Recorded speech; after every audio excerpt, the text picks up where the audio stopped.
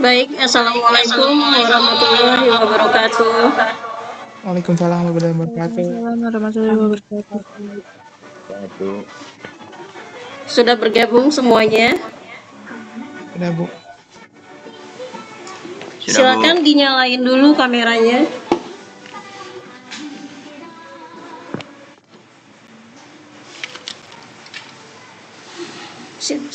Ayo silakan dinyalain dulu kameranya.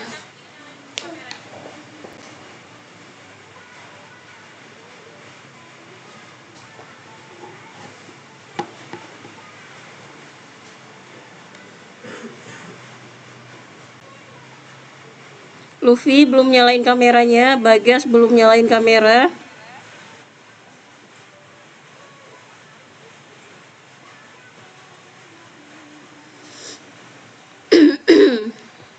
Baik, sebelum mulai belajar kita presensi dulu ya.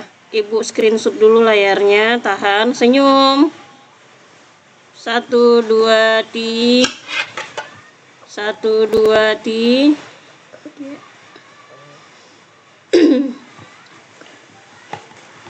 Sudah? Sebelum mulai pembelajaran hari ini, marilah kita sama-sama berdoa dulu menurut agama dan kepercayaannya masing-masing. Berdoa dipersilahkan.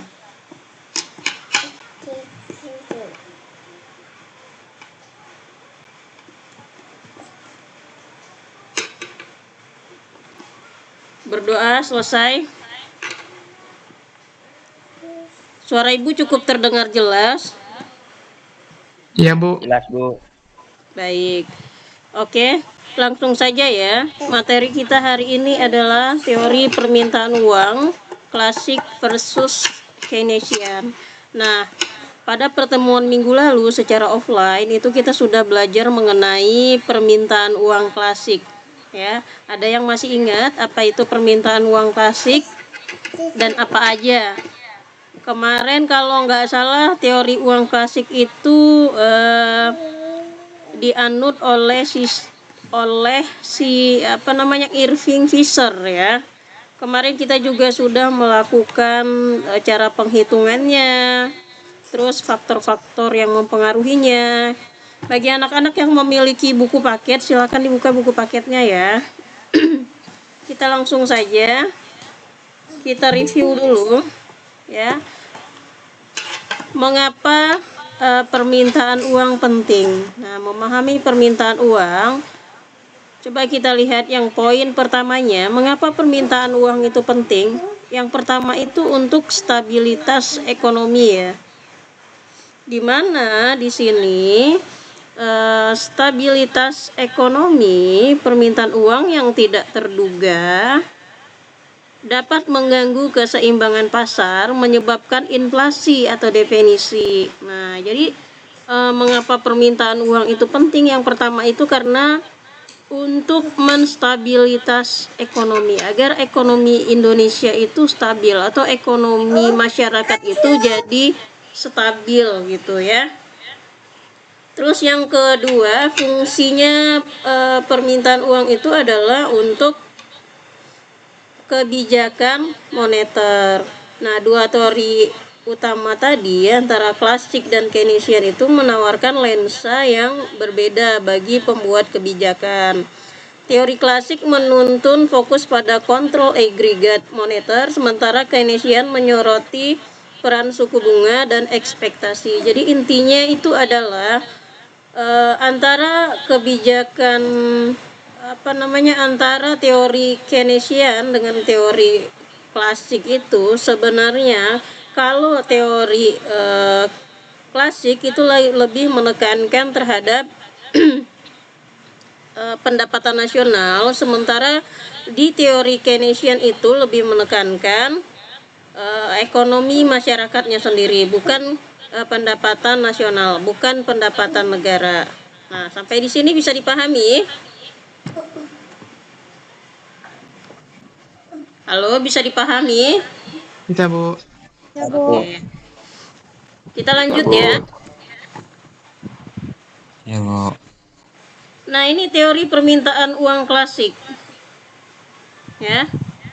Kalau dilihat dari segi rumusnya, ini kemarin kita sudah belajar ya. teori permintaan uang klasik. Teori permintaan uang klasik itu, mereka itu hanya menekankan yang pertama, uang hanya untuk alat tukar katanya, ya, kata si inti pemikiran dari ekonomi klasik. Uang hanya sebagai alat tukar, di mana uang dianggap netral, hanya mempengaruhi variabel nominal atau harga, bukan variabel real. Nah, sementara yang kedua adalah hubungannya tuh langsung terhadap M dan tingkat harga. M kemarin apa ya? Jumlah uang yang beredar. Nah, rumus si dasar si Ricardo tadi apa? Permintaan uang adalah fraksi konstan dari pendapatan nominal.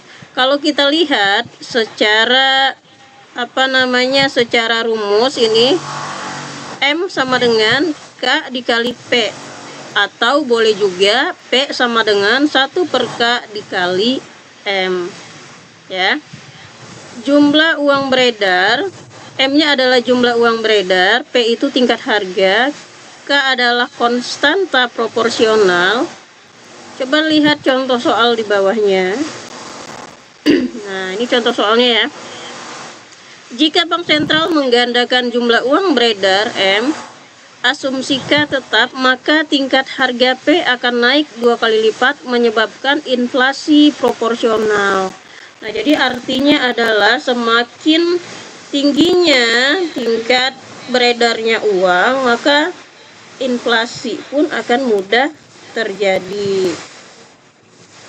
Kita lihat penyempurnaan teori klasik atau persamaan pertukaran Irving. Ini kalian bisa melihat nggak di PPT-nya? Agak sedikit buram ya.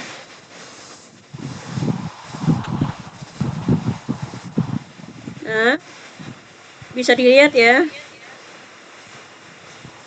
Ini keterangan dari MTVP yang kalau kalian masih ingat rumusnya itu MV sama dengan PT ya. Ini kita sudah belajar. Next.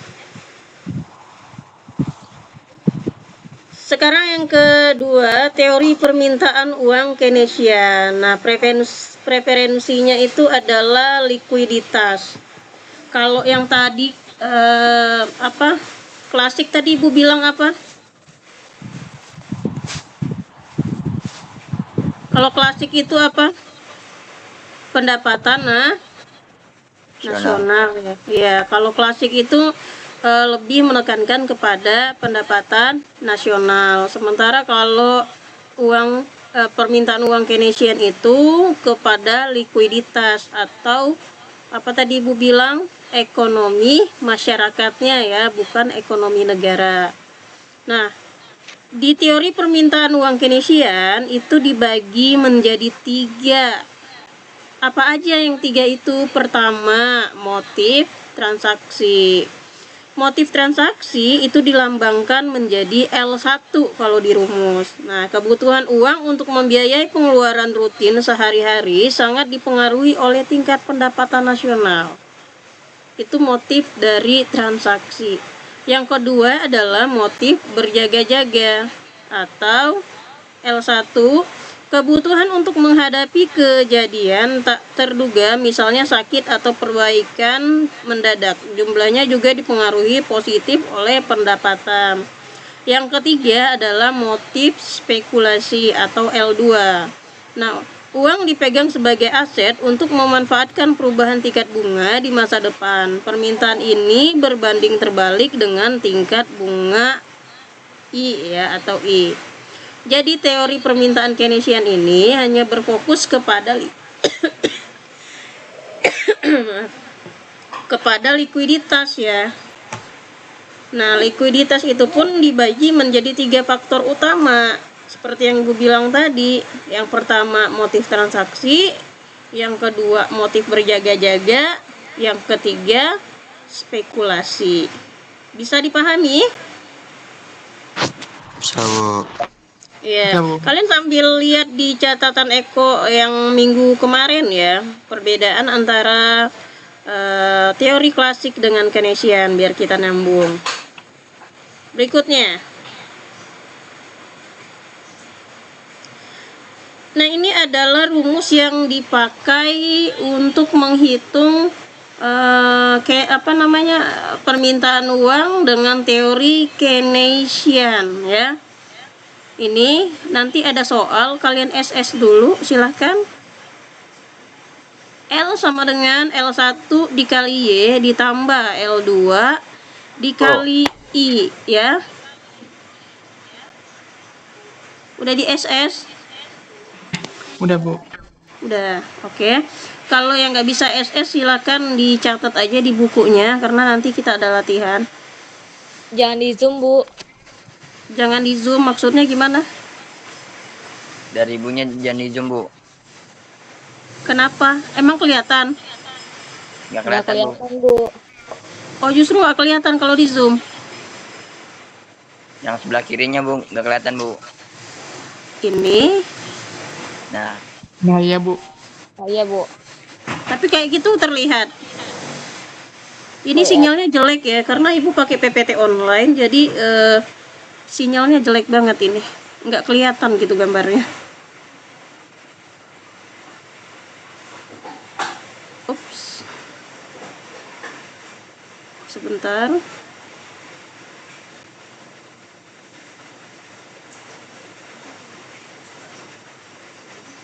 Oke, kita lanjut. Contoh soal penerapan teori klasik. Yang ini sudah kita pelajari. Ya. Apa perlu dijelasin lagi? Kayaknya nggak usah ya. Ini kalian udah pada bisa. Tidak usah, Bu. Tidak usah, kita skip ya. Berikutnya. Nah, ini adalah contoh soal penerapan teori Keynesian. Tulisannya kelihatan nggak? enggak, Bu. Kelihatan. Keynesian mempertimbangkan dua faktor utama pendapatan. Y yang mempengaruhi permintaan transaksi dan tingkat bunga I yang mempengaruhi permintaan spekulasi. Mari kita hitung permintaan uang total L. Nah, langkahnya coba kalian lihat di sebelah pojok kanan. Ini soalnya diketahui pendapatan nasional itu 5.000 triliun.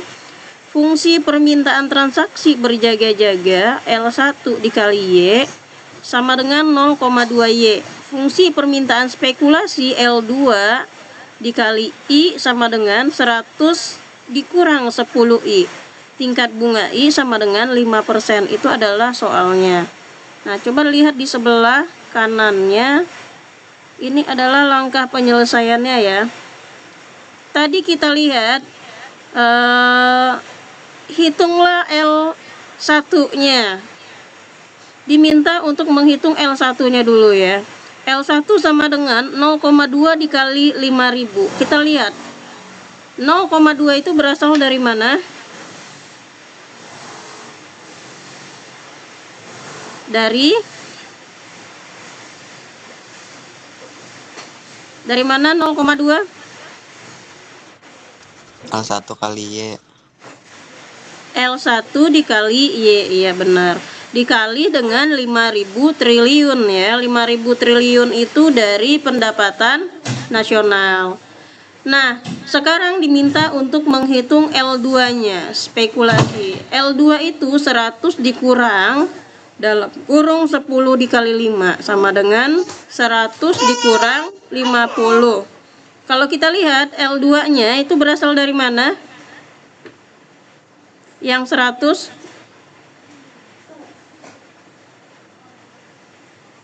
berasal dari mana? Dari permintaan spekulasi. Di sini kan ada jumlah nominalnya 100 dikurang 10. Dari mana 50-nya? Dari I ya. I. Lihat I-nya.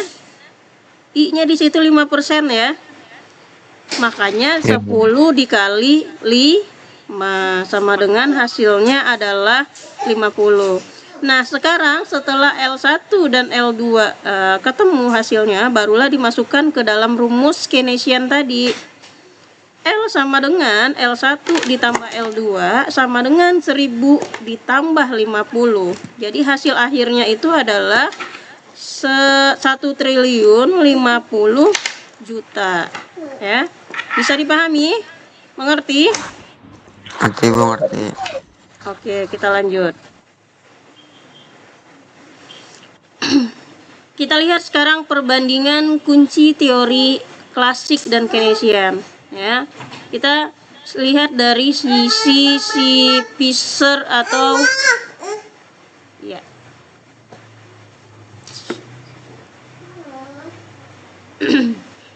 Dari sisi Fisher, fokus utama dari teori ini itu adalah menghitung M ya, dan dampaknya terhadap P atau harga agregat moneter atau dampaknya terhadap P. Sementara teori Keynesian itu menghitung likuiditas. Fokusnya adalah pada motivasi individu memegang uang dipengaruhi oleh Y dan I. Y itu tadi apa? Pendapatan nasional. Dan I itu adalah bunga. Jadi kalau misalnya tingkat bunga itu lagi banyak di bank, maka masyarakat akan berbondong-bondong memasukkan uangnya ke bank. Ya, sementara kalau misalnya tingkat bunganya lagi rendah, masyarakat juga menarik uangnya dari bank. Makanya akan terjadilah likuiditas. Nah, yang nomor 2 adalah motif permintaan. Untuk teori klasik itu hanya untuk transaksi uang, hanya sebagai alat tukar. Sementara teori Keynesian menganggap transaksi, berjaga-jaga, dan spekulasi uang adalah aset. Jadi katanya uang itu selain aset, uang itu juga difungsikan untuk berjaga-jaga. Tadi di slide kedua, berjaga-jaga dalam artian apa? Misalkan kalau tingkat suku bunga bank lagi naik, maka dia berbondong-bondong akan memasukkan uang ke bank, seperti yang Ibu ceritain tadi ya. Terus kalau misalkan tingkat suku bunga bank lagi rendah, maka dia juga akan berbondong-bondong menarik uangnya. Terus apalagi nih yang konsep berjaga-jaga, semisal kalau terjadi sakit, nah dia akan menarik uangnya untuk berobat ya. Terus stabilitas kecepatan atau V untuk teori klasik itu diasumsikan stabil dan konstan atau sangat prediktif. Sementara di teori Keynesian menerapkan tidak stabil, sensitif terhadap tingkat bunga dan ekspektasi masyarakat. Maksudnya apa? Maksudnya di sini kalau yang seperti tadi Ibu bilang ya, semuanya tuh tergantung dari tingkat bunga. Karena kan fokus utamanya tadi kita lihat di slide pertama itu adalah Y dan I, pendapatan nasional dan bunga. Jadi kalau misalkan di kondisinya memang lagi tidak stabil, maka bunga rendah, masyarakat pun akan menarik uang begitu. Terus variabel kuncinya apa? Untuk teori klasik itu jumlah uang beredar, M, dan tingkat harga P. Jadi fokusnya adalah M dan P. Nah, sementara untuk teori Keynesian itu pendapatan nasional Y, tingkat bunga I, begitu. Terus yang terakhir, implikasinya terhadap kebijakan itu apa? Untuk teori untuk teori klasik itu kontrolnya itu ketat terhadap M, di mana M itu adalah peredaran uang ya. Sementara di teori Keynesian, kebijakan moneter dapat mempengaruhi I gitu, dan dengan demikian investasi serta output real. Nah, dari perbandingan teori klasik dan Keynesian ini, ada yang mau ditanya, dipersilahkan.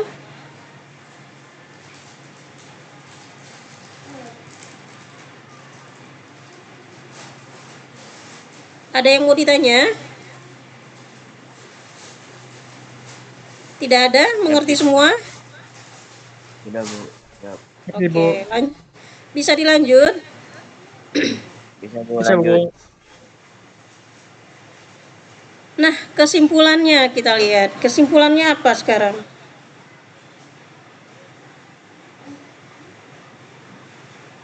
Kesimpulannya apa? Kesimpulannya adalah antara teori klasik dan teori Keynesian sebenarnya adalah teori ini sama-sama untuk menghitung berapa sih jumlah pendapatan masyarakat di suatu negara ya. Dengan adanya teori ini, pemerintah itu bisa jadi tahu berapa jumlah pendapatan sehingga pemerintah bisa mengambil kebijakan-kebijakan yang berpihak terhadap masyarakat. Jadi teori ini tuh difungsikan selain untuk menghitung pendapatan nasional, ini juga diperuntukkan bagi pemerintah untuk mengambil kebijakan-kebijakan yang berpihak terhadap masyarakat. Jadi kalau kita bandingkan ya anak-anak, menurut kalian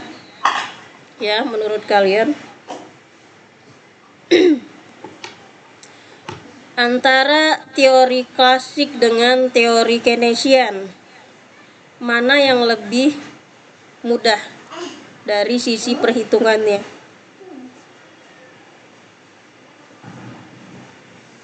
Halo, masih ada?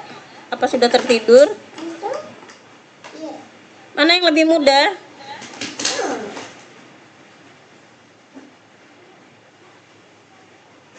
Ibu mau tanya Cayara.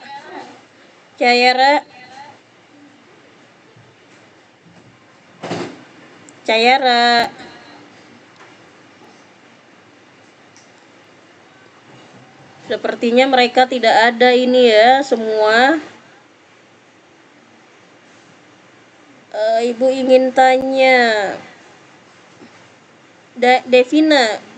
Devina Lumanga Pandiangan.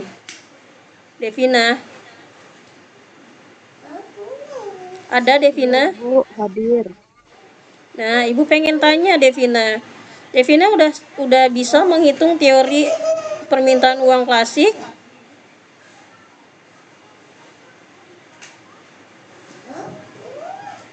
Bisa Devina? Teori uang klasik yang kemarin pas offline saya bisa Ibu. Yang menghitungnya tuh MV sama dengan PT ya? Iya Ibu. Nah, yang untuk tadi teori Keynesian bisa? Saya belum terlalu lihat soalnya banget. Mungkin nanti kalau ada latihan soal dari Ibu, saya coba belajar dikit-dikit. Oke, baik. Sebenarnya sama aja ya. Kalau untuk yang teori klasik itu kan MV sama dengan PT. Sementara kalau yang di Keynesian itu tinggal L sama dengan L1 dikali Y ditambah dengan L2 dikali I. Ya, sama aja sih. Ya, cuman bedanya itu kita harus mencari dulu L1 dan L2-nya baru bisa dijumlah gitu. Nah, dari penjelasan Ibu tadi ada yang kalian mau tanyakan? Silahkan.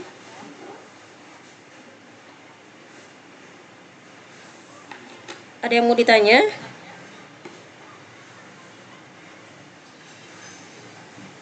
Tidak ada?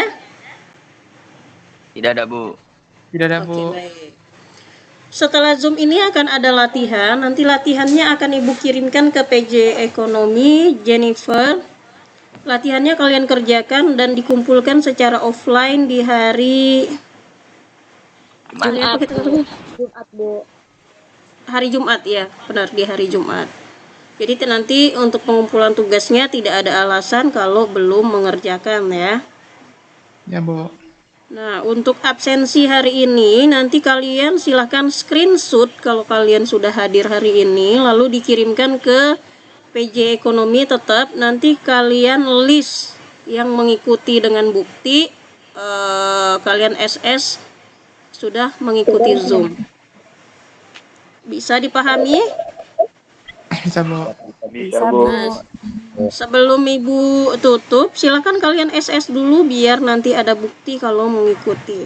Sudah, Bu, sudah. Oke. Sudah, Bu. Ya, untuk dokumentasi dinyalain lagi kameranya.